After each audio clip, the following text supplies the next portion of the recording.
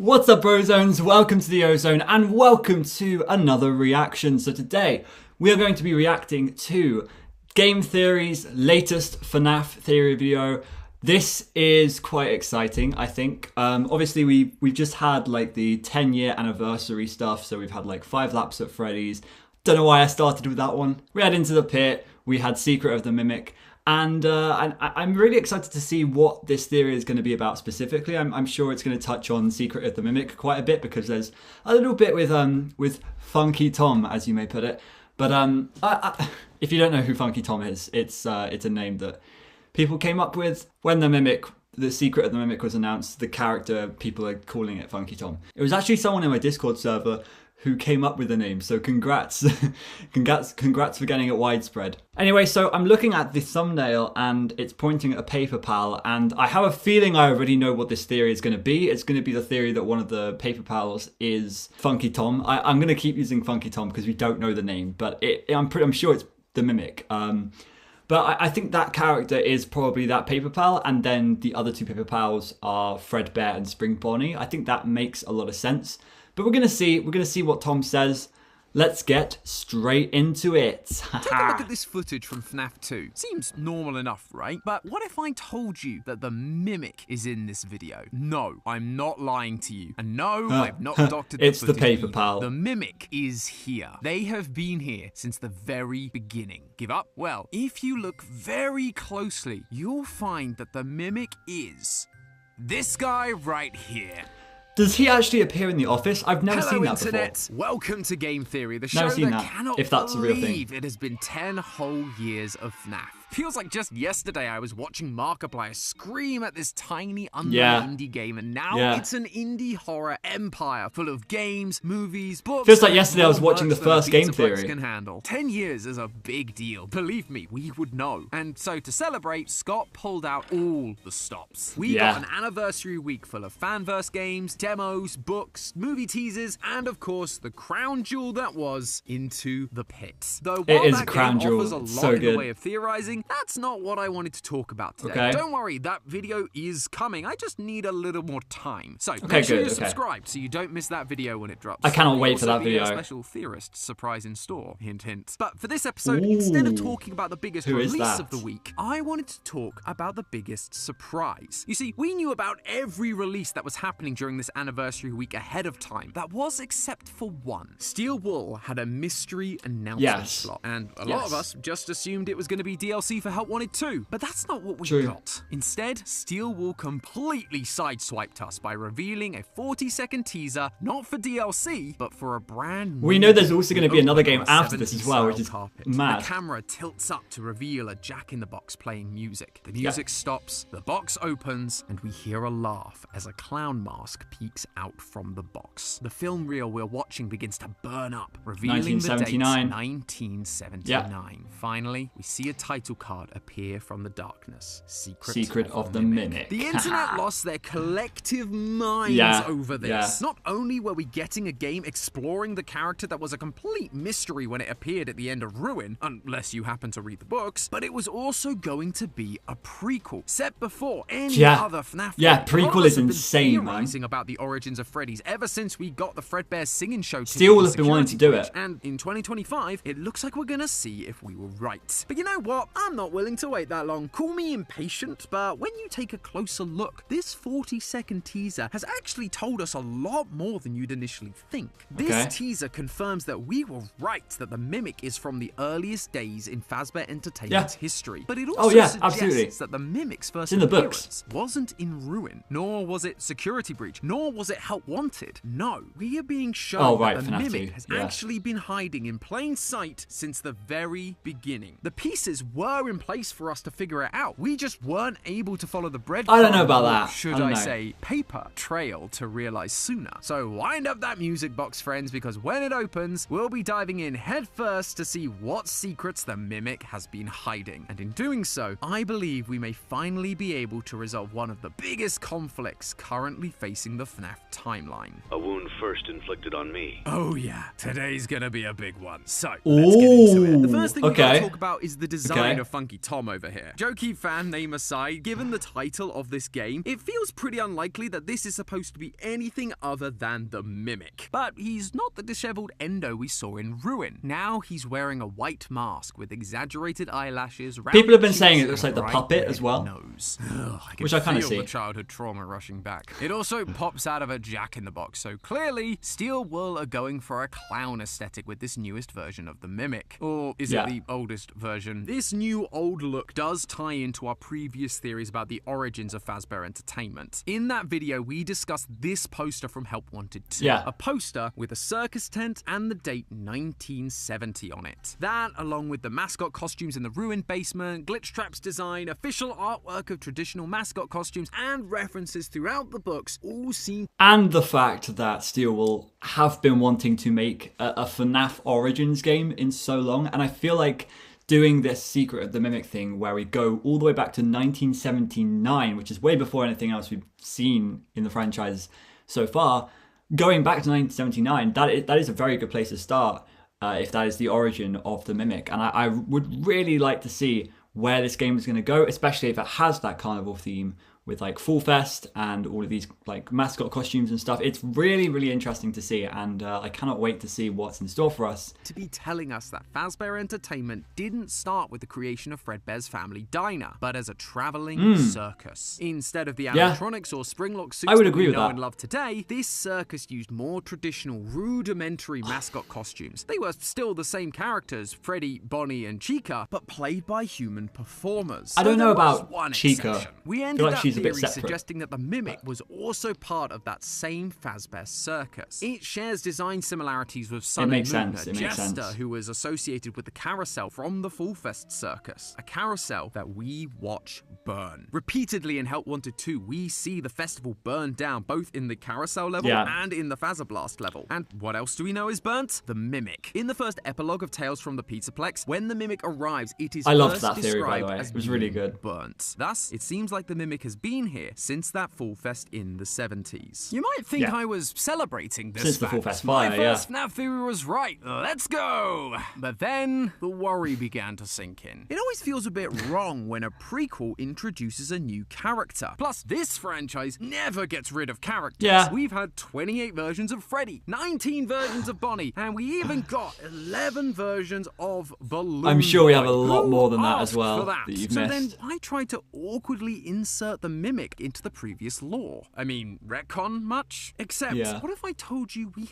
have seen this clown before? Somewhere you never suspect. FNAF 2. I am, of course, talking about the characters I've been teasing since the start of the episode. The Paper Pals. No, I wasn't joking. These guys really are the key to everything. If you don't know who I'm talking about, the Paper Pals are these simple characters made from paper plates that have been hanging out on the walls of pizzerias ever since their introduction. To this day, we've never really given them much thought. They never seem to be that important, but their continued existence in the franchise has always struck me as unusual. In fact, the only reason I was reminded of them and they're going to be at PAX as well. Playthrough Good of point. Into the Pit, and wouldn't you know it, they are once again just hanging out. For them to keep showing up, especially in these modern titles, they have to be important. And I think that So when we did our playthrough of Into the Pit on Psychic's channel, I swear there were 4 Paper Pals. I swear. And I kept saying, like, why are there 4? But nobody was, like, picking up on what I was saying. Nobody listens to me. I'm kidding. I found that weird, if that is a thing. I don't know if anybody else has picked up on that. But either way, yes, three Paper Pals. One of them looks like Freddy, one of them looks like Bonnie, and then the other one has always been like a weird, like, who is this? You know, because it doesn't really necessarily look entirely like anyone. People have been saying either Balloon Boy or the puppet for a long time. I don't know why it would be the puppet, because, you know, we have a blue and red design. But then again, I don't know why it would be Balloon Boy, because Balloon Boy isn't that important and it doesn't really look like Balloon Boy apart from the blue and the red. So it is a bit of a weird debate. And then, maybe it is someone else, and maybe it's supposed to represent the first 3 characters of the franchise of Freddy's, and that would be that clown mimic, Funky Tom guy, Fredbear, and Spring Bonnie. I feel like that could be a good way to put it.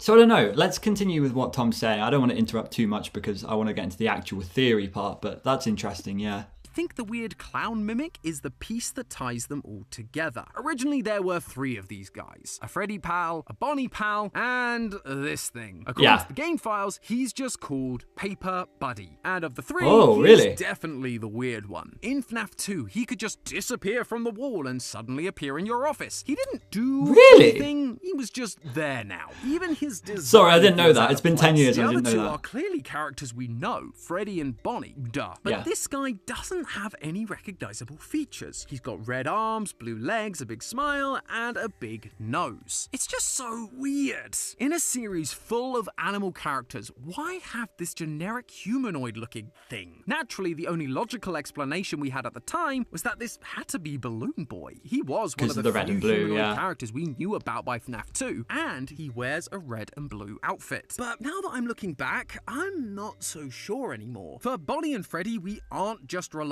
on the colors to show us who they are. They have extra design details that connect them to their iconic characters. Bow ties, hats, ears, that sort of thing. If this Paper Buddy was supposed to be Balloon Boy, why not give him some of his iconic attire? Like the But he has like stripes on his arms and stuff. But yeah, absolutely. A balloon, the thing he is literally known for. Yeah, what that's a good this point. therefore implies to me is that Paper Buddy is actually supposed to be someone else. Someone with a much simpler design. And the answer of who becomes extremely obvious when you take a look at their appearance in FNAF World. That's right, not only were these guys considered important enough to be playable characters in one of the weirdest entries in this series, but Scott also used it to give us a vital clue about who this guy was supposed to be. And it's all because of one teeny tiny design change. We've gone over Paper Buddy's design already. The red arms, blue legs, buttons, big smile, happy eyes, big nose. All of that is the same in FNAF World, except for his nose. The red nose. It's still as big as before. Good and it's point. in the same place, but the color is now different. It's been changed to red, and a red nose means one clown. Clowns. What we're seeing is Wow. Paper Buddy's design matching That's a good exactly catch. with the iconic design of clowns, and therefore also matches what we've seen from the Mimic in this latest Wow. Now, I recognize that this feels like a stretch. This is all down to interpretation and could be taken a number of different ways. Believe me, I was honestly unsure of all of this too. That was until I found this. The final clue that absolutely sealed the deal for me that Paper Buddy is the Mimic. Take a look at the attacks the Paper Pals have in FNAF World. Oh, the no. first 2 are It's gonna Prize be Ball Mimic 2 Ball. and Mystery Box 2. Both generic attacks that would make Mystery sense for any box. character in any pizzeria. But the third and final attack is called something very specific. Mimic. Ah, damn it. Mimics the last attack.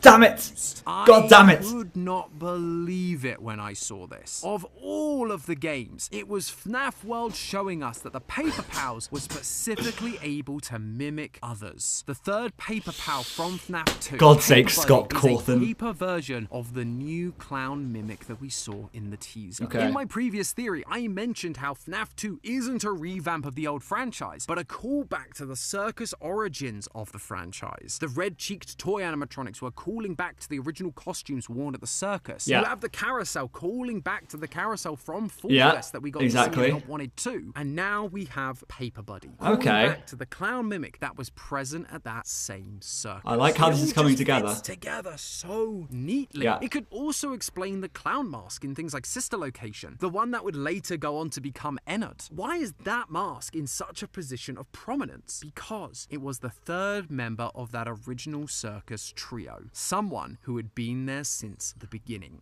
So he thinks Ennard, Trio, the Ennard while mask? Paper Buddy being the Mimic and appearing in FNAF 2 makes sense, him being grouped with Freddy and Bonnie feels a bit odd, right? Even for the early days of the franchise, a clown isn't the I will say that obvious doesn't one like to Ennard. pair with Freddy and Bonnie. Chica Right? I'd have understood, The Paper maybe Pal? even Foxy. But this guy is just so random. If you've followed us The for face, a while, I mean. you'll know that we are obsessed with these kinds of details. The Yeah. grouping of animatronics through merchandise merchandise or decor can often tell us a lot about the history of the franchise. We felt like Foxy had to come later because he had a separate stage to the other three. It felt like Chica wasn't originally part of the group either because of she Sister had Location. her own party world spin-off during Sister Location. And in Ruin, we figured out that Sun and Moon came much earlier because they were getting collectibles alongside OG characters, while newcomers like Roxy and Monty weren't. So placing the Mimic Clown alongside Freddy and Bonnie has to imply there's a special connection between the three. So why make the Mimic the awkward third wheel alongside this famous duo? Well, it turns out the rule of threes isn't just an important literary technique. It was also super important for performances at the circus, particularly when it comes to clowns. In a traditional circus, you would have three major clown archetypes: the Auguste Clown, the White-Faced Clown, and the Contra-Auguste Clown. We spoke about the Auguste Clown in our previous theory. These clowns were the ones with red cheeks that were designed to appear silly and make children laugh. Often they were portrayed as an intelligent but lower class clown, the laborer, the one who would do a job, often badly, which led to them getting a pie in the face or falling off a ladder, you know, the typical slapstick stuff. The white-faced clowns, on the other hand, are supposed to be more serious and bossy. They were of a higher status, and so they would be responsible for assigning the tasks to the Auguste Clown and would often become frustrated at their failed results. Finally, you have the Contra-Auguste Clown, who was the middle ground. Still lower class than the white-faced clown, but not to the same degree as the Auguste Clown. And looking into clown literature, which, yes, is a thing that I read, the Contra-Auguste's role was to do one thing: mimic the white-faced clown. No, I'm not making that up. It was right there on the page in front of me. What we now have are three distinct characters: a serious boss clown, a smart worker clown, and a mimicking clown. Now, look at who we have at the start of Freddy's. While we don't know a lot about the specifics of this Fazbear Circus, we do know one thing. Henry and William were actively performing during the early days of the franchise. One as a bear and one as a rabbit. Fredbear and Spring Bonnie. William was the businessman, the serious one. Is he going to say Edwin was the other clown? To make Fazbear a success, the white-faced clown. Then there's Henry, the intelligent laborer who was building the animatronics. The Auguste Clown. And now we have a third, Paper Buddy, the Mimic. A clown animatronic that has been there since the early days of the franchise, now mimicking the past actions of the white-faced clown, William Afton, making this screenshot is so funny.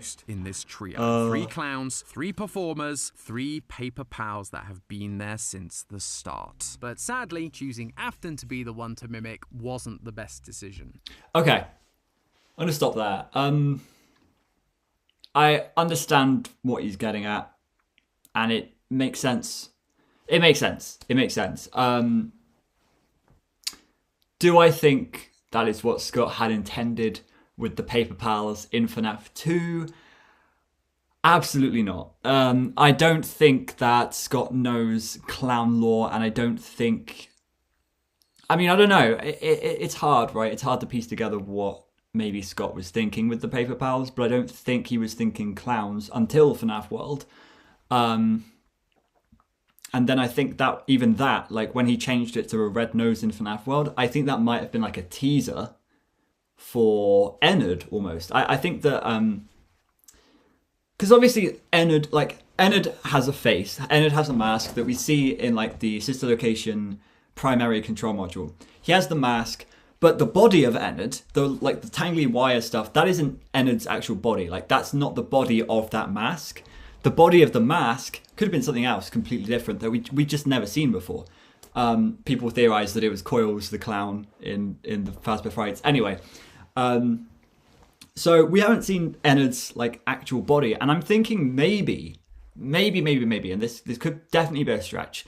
Maybe the Funky Tom that we see in Secret of the Mimic could be to do with Ennard. Right, maybe that's how the clown fits in, and obviously we have all that clown imagery in Sister Location and Pizzeria Simulator that kind of never really goes anywhere. You know what I mean? So I think maybe Ennard could be connected to this in some way, bigger than this. But I don't know about like the Augustine clown or whatever it's called, Contra August. I don't know.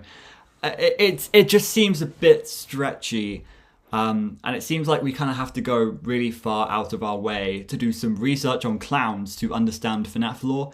Which I mean, like, that's not the worst thing we've had to do for FNAF lore, but like, it just seems a bit stretchy. You know what I mean? I don't know. I'm open to it. I'm open to it. Let's continue. When this trailer was announced, Brian Freiermuth, the design director at Steel Wool, tweeted about it saying, "The evil that men do lives after them. The good is oft interred with their bones." Is that Shakespeare? A quote from Shakespeare's Julius Caesar. My immediate reaction was, oh yeah, this is about Afton being dead, and now his evil lives on in the Mimic, who is now continuing to hurt and kill people beyond his death. Like we've been predicting this whole time. But as I've thought it over, I think it might be something more than that. I actually think that this line is telling us the main plot point that we will see in Secret of the Mimic. A plot point that will finally answer the question that has haunted me ever since the release of Help Wanted 2. What did Henry mean by a wound first inflicted on me? Yeah, especially when Charlie was comes from the insanity in last, FNAF right? 6. Henry talks about how Afton used the souls of the children he'd killed to create Remnant, and then continued to torture them to create the fun times. But the most important part of that monologue is when he turns inwards and begins reflecting on his own part in all of this. He ends up saying he needs to heal this wound, a wound first inflicted on me, one that I let bleed out. For the longest time, we believed this was referencing Afton killing his daughter, Charlotte. Yeah. She was Afton's first victim, which led on to the killing of all the missing children. That But was then the in Help wound Wanted 2, that was inflicted on Henry, we the saw it death was of the his opposite own way around. daughter, that then bled out to the death of so many others. But then Help Wanted 2 came out, and it flipped that entire idea on its head. In that game, Literally you what I had just to said. like 6 gravestones in a specific order to receive the secret Bonnie mask. Each grave had a different puppet next to it, each referencing one of the 6 main animatronics: Freddy, Bonnie, Chica, Foxy, Golden Freddy, and the puppet, the 5 missing children, and Charlie. However, Charlie isn't the first grave you light. She's actually the last one, heavily implying that Charlie was the So last complicated. to be killed. Honestly, Yeah. I don't hate it from a lore standpoint. There's a decent amount of evidence that can line up with it, but by suggesting that, it threw into question that line of a wound first inflicted on me being about Charlie's death. Instead, there had to be an earlier incident that wounded Henry that would metaphorically bleed out. That's leading a to the good missing idea, yeah. children's incident Yeah. and the death of Charlie. So, what do I think this event is? Well, it all comes back to that Shakespeare quote. The line that Brian tweeted is delivered by the character Mark Antony at Caesar's funeral. Caesar was murdered by the character Brutus. However, familiar. Antony isn't able to directly accuse him publicly. So instead, he tactfully talks around the issue, calling Brutus an honorable man. This dynamic between Antony and Brutus, I suspect, is meant to be a reflection of Henry and Afton. Brutus was able to get close to Caesar because Caesar loved him, which is similar to the tactic used by Afton throughout this series. Put on the Spring Bonnie costume, a character that the children loved, and use it to lure them into a back room and kill them. For this quote to be used to promote the prequel game from 1979, it's telling us that Afton was abusing the love of this character way before the missing children's incident. And this early murder at the hands of Afton is what I believe we will be seeing in Secret of the Mimic. Maybe it will even be revealed as Afton's first. It's unclear if the person Afton kills will be a major character like Caesar is in the play, or whether it's just another kid, with the importance more being how early it is in the timeline. We only have a 40-second trailer after all. Much more is going to be revealed as time goes on. But what is important is if William is Brutus, Henry must be Antony. And that means he knew William committed the murder. That murder is going to be the wound inflicted on Henry. On the Fazbear business, I know on absolutely their friendship,